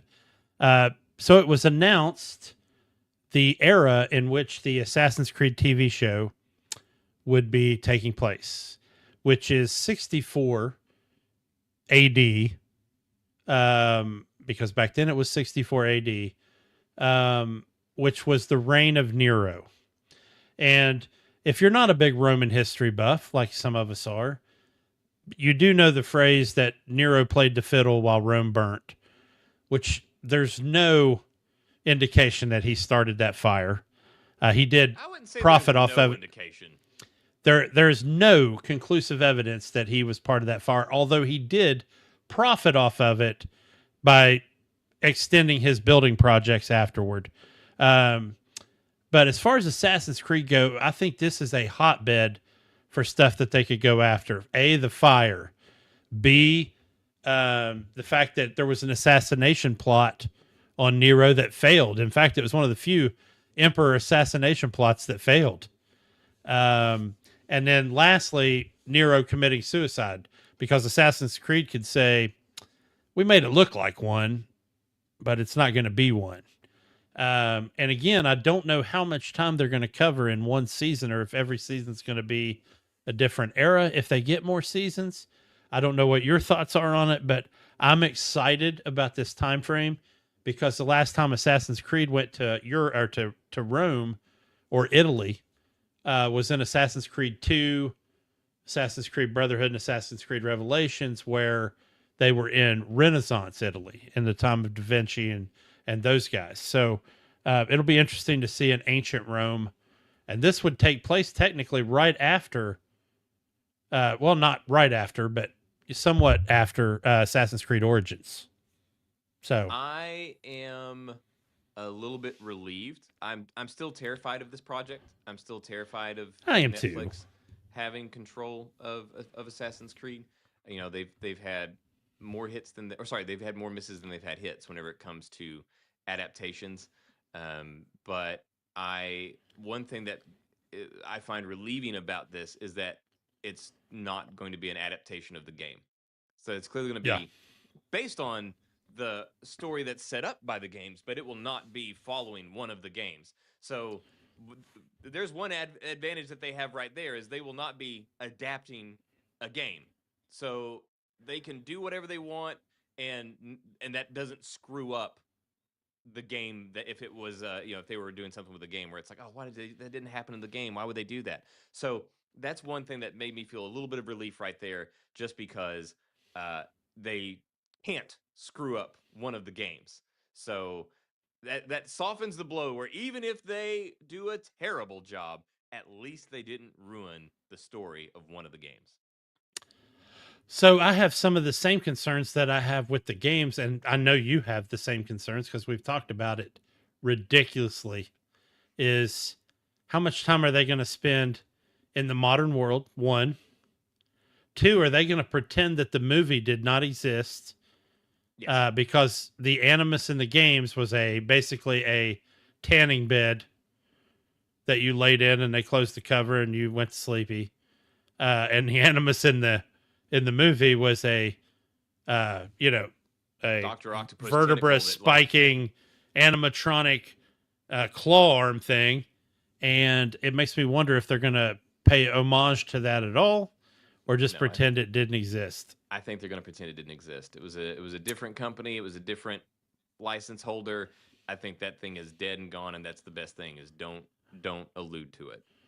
Yeah, and I agree with you on that. I hope they don't. But again, for me, it's going to be how much in 64 AD do we spend versus how much we spend in whatever year it is that they Yeah. decide on for modern times. And then if because I'm sure there's going to be some of that stuff in it, and then it's a matter of how do we spend it? What are we doing in the modern time? Like, if we can at least, like, maybe if, again, like we've talked about in the games, we want to be able to do Assassin's Creed stuff in the modern day too. Yeah. More than walking, but maybe they could do that in the show. Maybe the show will grease the wheels to kind of encourage, Ubisoft to start taking that approach with it and doing some more doing some more stuff in the modern setting. But I do wonder, like, that's going to be the big thing, is not just how much time they spend in each time period, but what they're doing in there. Yeah, because if they're having to get pizzas to the guy. Yeah. Well, and how contrived is it going to be? Is it going to be one of these things Yeah. where they have to have a descendant of the person that they're trying to do and do the reading the DNA, or is it just going to be, we need an operator, and it doesn't matter if you don't have to be blood related or whatever? Are you more of a fan of, hey, let's just get a guy, than you are of finding a descendant for the guy you're trying to fill? Because I'm more of a fan of finding the descendant, because I like the whole idea of them being able to trace genealogy. That's just a big thing with me, though. I think that it's good for a focused story, which now Assassin's Creed is far from focused. And whenever we had Desmond Miles, Yeah, or even his dad. Yeah. it worked because that was your main character. So okay, it made sense. He was valued because he was that. But now he's dead. Now they're like going all over the place. So then it becomes, if we're having all these different people, it just becomes more and more contrived. So it's like, I'd rather go the way that we're doing it now, where you just need a guy. Just get a guy and put him in there, and they're just reliving the memories that they got some other way. I think it works better that way. But like, if it was going to be really focused and we were going to have the same bloodline throughout a series like we started, then yeah, I prefer that. But if we're going to be bouncing all over the place, it's just like, instead of chasing down 7, 8 different ancestors to 7 or 8 different characters through 7 or 8 different seasons or games, then it just becomes it's so contrived at that point to, like, Well, yeah, how I do you definitely find- wouldn't want him. I definitely wouldn't want him to spend an episode and a half finding a guy, right? Yeah. So yeah, if it's going to be a thing where if it's not Desmond Miles, we're not going to keep posting that, then I prefer just being a guy, because then we don't. it's far less of an inconvenience and a thing where it's like, okay, well, we got to find, like you said, we've got to find the one. So let's go looking for the one that can unlock the DNA memory of the one thing that we need to get, and you have to do that every Yeah. single game. Like, no. I hear you, and that's you're absolutely right. That's not a bad thing. But yeah, man, I'm still excited about it, and I'll obviously watch it regardless, just because I love Assassin's Creed. And as much as I'll gripe about something with those games or movies or TV shows, I love what they try to accomplish. I love where their head's at. I just don't smell all the crap they step in along the way sometimes. Yeah. So Well, it's like, I will definitely start watching it. We'll see. Again, right now there's no big reason to be like no signs that it's going wrong. Like I have concerns and fears just based off of Netflix's track record, but none of the actual reporting that we're hearing about this show in particular is a flashing red sign yet. So I'm just like guarding myself and just kind of staying there. But so far we have no reason to go on red alert just yet. Just remain cautious, head on a swivel. Yeah. But thus far we're good. And yeah, I think we'll see what happens as we get more information releasing, but we'll definitely stay on top of it. But I will watch it and at least start it. But if it's as bad as like Halo, Halo I watched and they made Master Chief a war criminal. Okay, cool, I'm done. And I just never watched again. So they can definitely screw it up to the point that I won't finish the season, but I'll at least give it a shot. all right. Well, it's all anybody can ask for, right? So before I get to my big, what I'm hoping is a mind-blowing reveal for Mr. Mason here, because I know he's had a busy week and I hope he hasn't seen this, but I would like to address the Firefly in the room. Nathan Fillion responding to fan feedback on why he chose the timeline he chose. And there's this big long article, but I'm going to sum it up for everybody by saying, blah, blah, blah. I wasn't going to do this without Alan Tudyk. And specifically Wash. So basically the whole article sums up as I wasn't going to do this without having Wash as a character, which I think is 100% the right decision. Well, and I think that's what everybody because the fan base would have, expected. But again, fan base would have went nuts. If you just say Serenity's no longer canon, problem solved, and you can go wherever you want to go. Mason's going to die on that hill. And like in that chair. The problem is they're both leaves in the wind, but the problem is I don't disagree with him, but I've also resigned to the fact that that's not going to happen. So, although you never know, maybe they could always retcon it later. Like if they go away, like you're not wrong. Some runaway hit or whatever, and they're like, maybe as we do some stuff, like maybe hey, maybe we find a new character throughout this process that people really attach to, and they're like, you know what?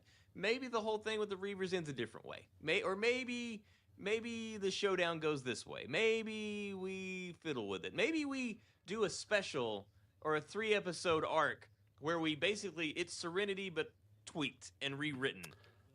I'm going to tell you right now, and they're going to steal this probably from me if anybody ever watched this, but it is a missed comedic opportunity if in the first episode they escape a Reaver ship and crash land on another planet. As soon as they land, Wash says, I'm a leaf in the wind, and a pole comes through the windshield and misses him by like a foot.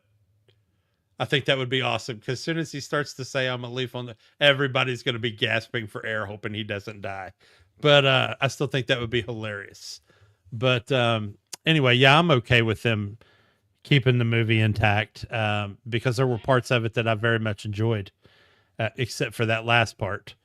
And as I think more about this, the thing that you're hoping I didn't see, I was like, I've been so out of the loop. I haven't seen anything regarding games or movies or anything like that just because of everything's been so crazy this week. The one thing that I saw, is it Alan Richardson? Is that what you're No, telling? Oh, but that's okay. a great story. But Yeah. they're not going to press charges. No, But because so like some of it. basically, yeah. And it was kind of a non-issue. And like, why in the world, if you're a small British man, would you address a 6'5", 275-pound guy? Yeah, Uh, if you're gonna pick a fight with somebody, I would recommend not picking a fight with Jack Reacher. yes, absolutely. But somebody did, so here we are. But that Well, is they not the lost. story. And they were embarrassed. Okay, This good. Because I was like, that's the only thing really that I've seen in entertainment has been Alan Richardson, being Jack Reacher. So this is, and it might not be as big a deal to you as it is to me, but this is the Hardcore Casual world premiere Oh. of Harry Potter and the Philosopher's Stone. Can you circle us up there? I told you. You are a normal boy. And you're going to start acting like one. Dudley. See, You think you're something special? I just have. There is nothing like Dudley, special and he looks weird to me. about you. And this kid, I mean, there's nothing wrong with it. He's perfectly cast. It's just not Daniel. I've always wanted and to know about my parents. drives me nuts. Your parents were the kindest. Yeah, I feel like bravest the people new I fans ever are gonna met. love it, and the old fans They are were gonna funny, be and cursed by clever. what came before it. This bugs They me. stood up for what they believed was right. He Nick- looks. Yeah, he The next looks time I like see Hagrid, you, but he doesn't we'll be in sound like Hogwarts. Hagrid. Very soft-spoken instead of loud, boisterous.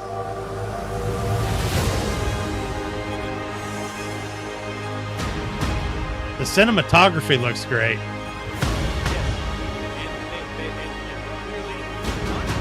Mr. Potter, I think we can expect great things from you.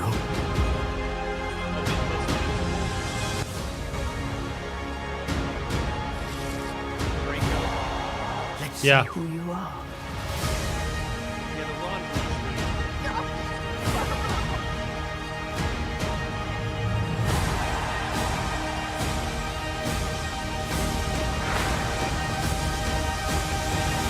Yeah, Lithgow is Are as. you really Harry Potter?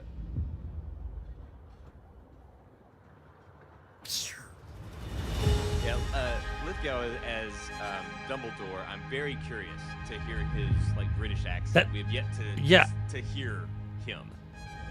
And that's my least favorite casting, actually, by the way.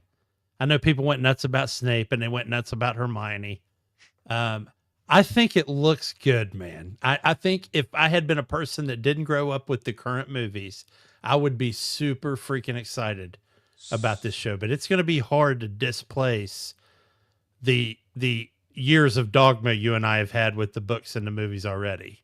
Yeah, so I will definitely differ from a lot of people on here, because I believe me, I've heard it, I've seen it, I've watched it. Black Snape. I'm gonna be. I really don't care. I don't either. It's fine. Like my only concern about Snape being black is the history with James Potter. Yes. That's my fear is that it's gonna look racist. It's gonna look like Harry Potter's dad, who was already sort of kind of positioned as a bit of a jerk And a whenever bully. telling the history of between those two characters. Yeah. Now I fear that it's gonna make him look like a straight up racist. That's my only Yeah. concern about that. But as far as him, I really don't care that Snape is black or anything like that. I'm not the guy that's going to get upset about most race swaps unless race actually has a big part in the character's character. I really don't care. So that's all good. I don't care about that. The thing that bugged me whenever I saw the pictures of Nick Frost as Hagrid, I was like, oh, he looks great. This is awesome. But hearing him, and this trailer was the first time we heard him, it doesn't sound like what you now expect to hear from Hagrid. It's not boisterous and thunderous and loud and deep. It's very soft spoken. It's almost timid, and it doesn't feel right. Yeah, you know, they cast such a perfect one. Robbie Coltrane has that voice that just comes from his toes to his mouth. And Nick Frost isn't that guy. And I think Nick probably was like, you know, I gotta play this the way I would play it. And I get that. But of all the things in that trailer, like him talking was the only thing that really bugged me, which Yep. to me is great because I thought shit tons of stuff were gonna bug me. And it didn't. I even in thought the the book, kids' interaction was good. And it's a Harry Potter for a new, you know, we're 2 generations removed from those kids, and they need to keep it fresh. And so I get that part of it. So the whole Ron with doing this instead of, hey, can I see your lightning, you know, your lightning bolt? And, you know, so I like all that stuff. And I think it's going to end up being wonderful, man. I really do.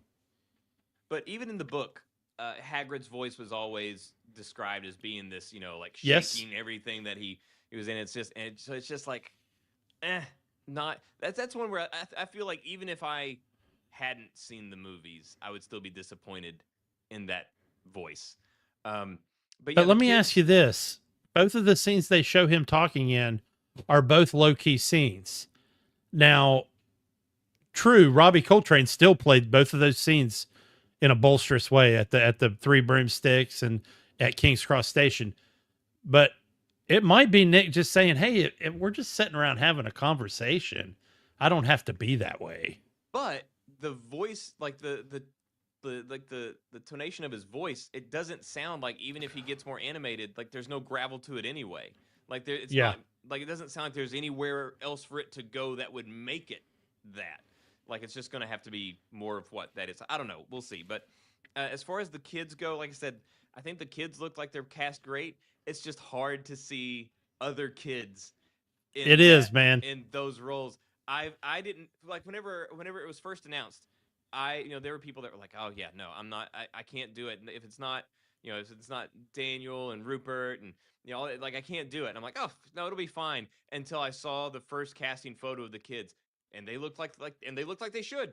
You got the redhead, you got the nerd, and I was like, as soon as I saw him, I was like, nope, it's not my group, it's not my kids. I don't know. And so it's again, and I know it's unfair because they look like they're perfectly cast, but it's just like I just can't, they're just not the kids. Now they can grow on us, I'm sure they will. I do also think there's a bit of I think there's a pretty clear tone change in the show. Yes. Apart from the movie, the movies always had whimsy. It was always very whimsical. And this seems very grounded. It looks very grounded. Even so Dudley and the family, they're not these exaggerated,